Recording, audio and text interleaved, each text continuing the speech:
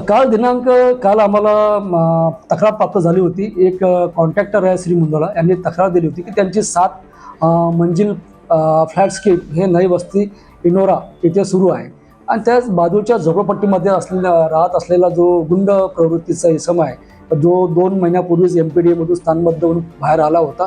त्याचं नाव आहे लक्की पवेत गौर, वय 21 वर्ष, राहणार नई बस्ती।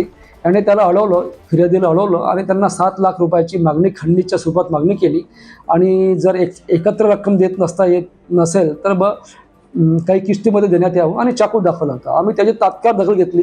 आरोपी विरुद्ध खंडणीचा गुन्हा दाखल करून आरोपीस अटक करण्यात आलेली आहे आणि आरोपीवर आतापर्यंत टोटल 17 ते 18 गुन्हे नोंद आहे। काही जबरी चोरी, चोऱ्या करणे, मारामारी करणे, गंभीर दुखापत करणे असे गुन्हे नोंद आहे।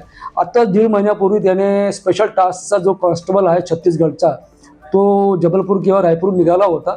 त्याला आपल्या नागपूर रेल्वे स्टेशनला त्याचा हात फ्रॅक्चर केला आणि त्याला डोक्याला गंभीर मारून जखमी केला होता।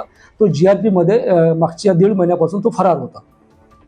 सदरची कारवाई हे माननीय पोलीस आयुक्त Shri doctor Ravindra Singal sir, joint CP Tamboli साहेब, ॲडिशनल CP साहेब, DCP मदने साहेब आणि ACP यांच्या मार्गदर्शनाखाली पोलीस स्टेशन सदरच्या येथील अधिकारी व कर्मचाऱ्यांनी केलेली आहे।